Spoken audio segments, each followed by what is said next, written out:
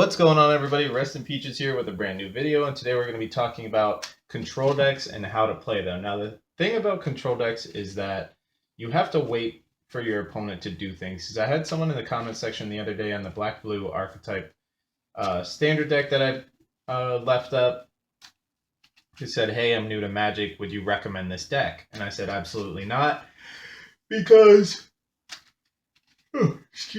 because being a control player is not fun by any means. It's not something that is going to get you a lot of friends. It's going to be something that makes you a lot of enemies. You'll win a lot, but no one's going to like playing against you, and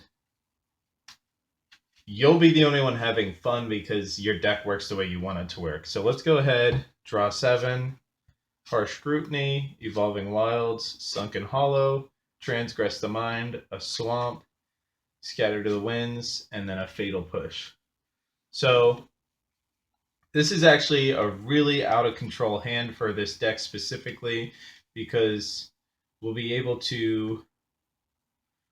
the Swamp on turn 1 and tap it to Harsh Scrutiny. So we're going to look through their hand, we're going to take a creature out of it, and then we're going to scry one. So we're going to look at the top card of our library. It's another Harsh Scrutiny. If we notice that they're a creature-heavy deck and they have something to play, with the Harsh Scrutiny, we'll actually take the first thing that they can do out of their hand. We'll leave the second one on the top, and we'll pass the turn to them. It'll come back to us. And now we'll play our Sunken Hollow that comes in tapped, and we'll tap our Swamp again to play the second Harsh Scrutiny. So we're going to look through their hand, take another creature out, look at the top card. It's an island. We'll leave it up there, and then we'll pass it back to them. So now they still have nothing they can do. They'll pass it back to us. We'll draw for turn, and we're going to play another island. Then we'll tap 2. You know what?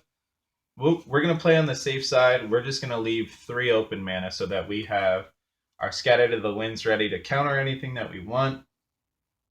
We'll pass it to them, and they play something like a Liliana that we have to answer. So we'll tap 3 to scatter it to the winds to counter it. And they are tapped out now, so they'll pass it back to us. So now we're going to play the Evolving Wilds, but we're going to wait to break it for the Fatal Push. So we're actually going to tap 1 to Harsh Scrutiny to take another creature out of their hand. And then we'll look through their hand. We see that they have something more threatening. It's a 3 or 4 drop, but it's not a creature. So we'll take the Harsh Scrutiny, take the creature out. We're going to scry. We got to Transgress the Mind, but we already have one in our hand. We actually don't need another one, so we'll send it to the bottom. And then since we know that they do have a threat in hand, we'll tap 2 to Transgress to take that thing out of their hand also. So we'll pass it back to them. It's fine that we've tapped out this time because we have the Fatal Push ready to kill anything that's converted mana cost 4 or less, because we do have a permanent that can leave the battlefield. So they'll pass it back to us. Another counter spell. We'll pass it back to them. See, this is exactly what I'm talking about, where with a control deck, you're just kind of sitting around waiting for your opponent to do things where you don't really get to do too much. So he's going to play a 4-mana creature that doesn't have a crazy effect, but we want it dead. We don't have to kill it right now. We'll say, all right, whatever, like it's good. They're tapped out. They pass it back to us. Another counter spell. So now we're going to crack the Evolving Wilds and play. Actually, no, we wouldn't want to do that. See, this is what I'm talking about. You have to be on your toes. We'll actually just end our turn here. So we're not going to break the Evolving Wilds. We're just going to sit with the 2 counter spells and the Fatal Push. And he's going to swing with his creature. Now we'll crack the Evolving Wilds. We'll look for a black land. We'll play a Swamp. Comes in tapped. But we will also tap this Swamp to Fatal Push their creature to kill it, because we don't want to get attacked by anything. So we've killed their creature. They're going to end their turn. comes back to us. So we have 4 open mana now. We'll pass it back to them. They can't do anything this turn. This is something that this deck you'll see a lot of with a control deck is they'll have whole turns, your opponent, where they just can't do anything because you've taken everything out of their hand, you've countered anything that they could do, you've destroyed all their creatures and taken all the stuff out of their hand and destroyed the only thing that they've been able to play. So this would be the equivalent of killing 1, 2, 3, 4, 5, 6 creatures in 6 turns. So they're pretty much out of things to do. They're just going to not do anything and end their turn. At the end of their turn, we'll Glimmer, so we get to scry 2 and then draw 2 cards. 2 Insidious Wills. We'll keep them both, and we'll keep the draw. Just because Insidious Will is one of the more powerful cards in this deck. We got a Thing in the Ice, so this is a creature. We finally drew a creature, but we can't play him because we need 3 open mana at all times. So we'll just pass it back to our opponent.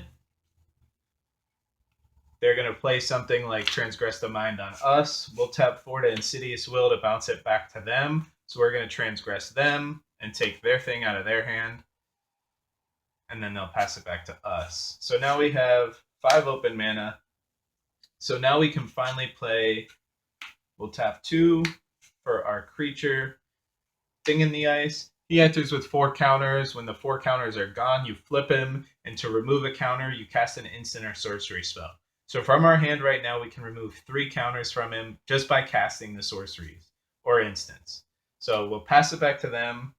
They're going to play something to try to kill Thing in the Ice. We'll tap 3 to scatter it. So we're going to counter the target spell. He goes down to 3 counters. Comes back to our turn. 6 mana. We'll pass it back to them. Like I said, you're really just sitting here waiting for your opponent to do things. You want to keep mana on board at all times, enough mana to play counterspells or enough mana to scare your opponent. So when my opponent's looking at me right now, they see 6 with 2 blues and a colorless, 2 blues and a colorless, so I can counter 2 things as far as they know I have 2 counterspells in hand, which I do. So they're going to play something. We'll tap 3 to disallow it, to counter it. They'll pass back to us. We'll draw for turn. We drew another disallow. So he's got 2 counters left on him. We'll pass it back to them. So now our opponent is going to try to play anything. We'll tap 4 to Insidious Will to counter it. He's got 1 counter left on him. Comes back to us. So now we would pass back to them. They're going to go ahead and do something. We'll tap. Well, actually, if it's a creature, we'll let it slide because we know that when he flips over, he's going to send the creatures back to their hands. So they're going to play a creature. If it's too small to kill this, then we'll let it go. If it's bigger than this, we'll kill it and flip it. But let's say it's smaller, so we're just going to say, yeah, it's good. And then they're going to tap out to play another thing. We'll tap 3 to play Disallow, which is going to counter their spell and then flip Thing in the Ice. So now our win condition is on board. We have a 7/8 that sends all other creatures back to their opponent's hands. They'll pass turn.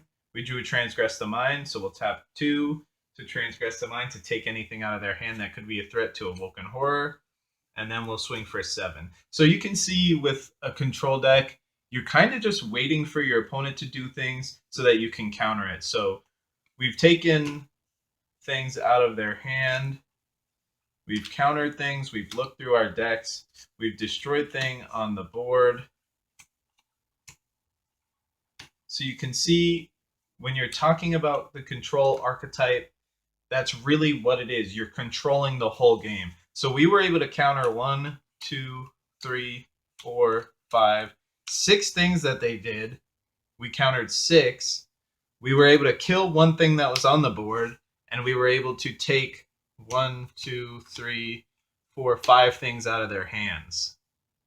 So when you look at the board state and you're like, well, what are the chances of you actually being able to flip Thing in the Ice? You know, like I would just Fatal Push it, or I would just whatever it. Well, that's why all these counter spells are here, to protect Thing in the Ice and to get it to flip, because it's one of the win conditions of the game. So we'd have another Glimmer coming up to draw a couple more cards, which would draw us Obnixilis. Scry this to the bottom. And Disappearing Act, another counter spell. So the main thing about playing a control deck is being patient. You have to know that when you're building the deck, your win conditions are few and far between. Things like Obnixilis, things like Thing in the Ice, or even like your Tezzeret is a win condition. And then Torrential Gearhold. So your win cons, the things that are going to win you the game, there's only 4 of them. You're not going to be swinging in all the time, none of that. But if you can ult either of these Planeswalkers, you've pretty much won the game. If you can ultimate Thing in the Ice, you've pretty much won the game. Or if you can if you can get Gear Hulk out and counter something big of theirs, then you've pretty much won the game. Which Gear Hulk can also get a trigger of Thing in the Ice to flip Thing in the Ice to send Gear Hulk back to your hand, and you have the 7/8 on the board ready to swing, and then you have Torrential Gear Hulk in your hand ready to counter again. But as for playing control decks, guys, just remember you have to take your time. You have all these things in the deck to look through your opponent's hand, to look through what they're doing. You're trying to get a feel of how they're going to win the game, and you're trying to dismantle that or take that apart.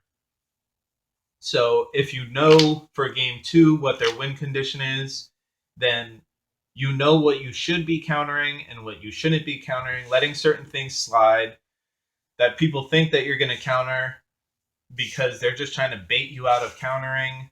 You can't really let them do that. You can't let your opponent start to control you. You have to just say, yeah, like that's good. I'll let that sit on the board. Like it's not going to do anything to me, and I know it's not part of your win condition, so I can let it slide.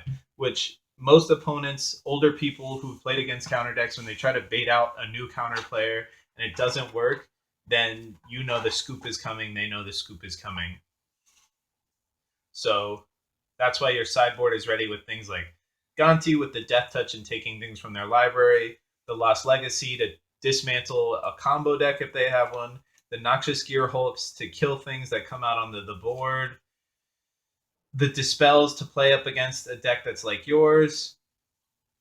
But yeah, if you guys have any questions, go ahead and leave them down below in the comments. As always, leave a like, comment, subscribe if you want to. Don't if you don't. And have a wonderful day. I'll see you guys in the next one. And just be happy.